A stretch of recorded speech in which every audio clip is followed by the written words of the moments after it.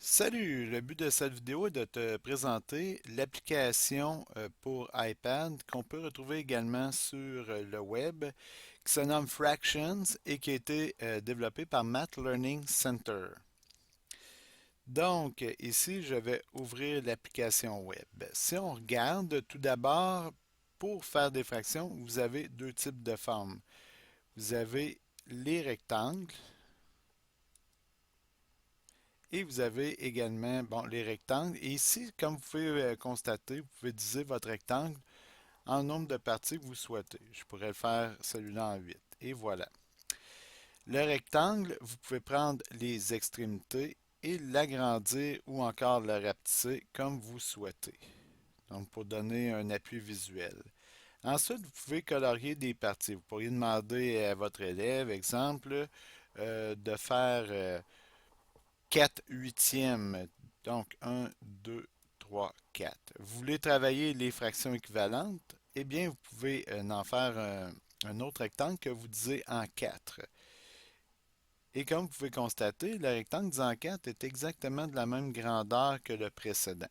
Et là, vous pourriez regarder et demander combien ça fait en quart. Donc, ça fait 2 quarts. Vous pourriez en profiter pour travailler également avec des seizièmes et demander en seizième combien de seizièmes ça fait. Et il découvrirait de cette façon que ça fait 8 seizièmes. On dit souvent qu'avec les fractions, il faut avoir différentes représentations, pas seulement représentées en rectangle ou à l'aide de disques, mais on peut faire les deux. Et donc ici, on pourrait également demander de prendre le cercle et le mettre en huitième. Vous pouvez aussi agrandir votre cercle. Je vais me faire juste un peu de place. Donc, vous voyez, c'est quand même très simple là, à déplacer. Et vous pourriez demander à votre élève de vous représenter la même fraction, c'est-à-dire 4 huitièmes. On peut faire un autre cercle et le mettre en quart, comme nous avions fait tantôt. Et voilà. Et le dessiner en orange pour s'apercevoir, et ainsi de suite. Vous voulez inscrire la réponse? Eh bien, ici, vous avez le petit onglet qui permet d'écrire juste à côté les réponses. Vous repesez sur l'onglet, vous pouvez cacher vos réponses. Donc, dans un but également de démontrer des choses aux élèves, ça pourrait être très bien. Vous avez l'outil crayon ici qui vous permet d'ajouter des notes, de dessiner, de repérer, d'encercler, de montrer ici que dans le fond, par exemple, eh bien, j'ai seulement la moitié des rectangles qui sont en rouge et ainsi de suite.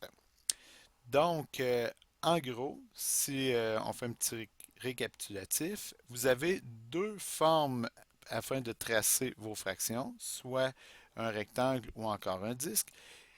Quand vous sélectionnez la forme, vous pouvez choisir le nombre de parties. En passant, vous pouvez même, exemple, vous voulez une fraction en onzième, ben, vous avez juste à l'inscrire et ce sera en onzième. Vous pouvez agrandir ou rapetisser votre forme à votre goût. Vous avez en bas 1, 2, 3, 4, 5, 6 possibilités pour les couleurs. Vous désirez, exemple, représenter 13 onzièmes. Bon, vous savez ici que j'ai des onzièmes. Vu que je suis sélectionné, je pourrais faire un duplicata juste ici. Et voilà. Et de cette façon, bien, si vous voulez représenter votre 13 onzième, eh bien, vous pouvez faire tout bonnement vos 11 premiers d'une couleur. 12, 13. Et là, ça permet de démontrer justement là, un nombre fractionnaire. Et pour bien ressortir le fait que ce soit un nombre fractionnaire, bien, vous pouvez même sélectionner, oups, excusez, sélectionner un crayon jaune, exemple, et dire tout ça. Eh bien, ça nous montre qu'on a 13 parties sur une possibilité de 11, 13 onzièmes. Eh bien, voilà, c'était l'application Fraction. Je te souhaite une belle découverte avec tes élèves.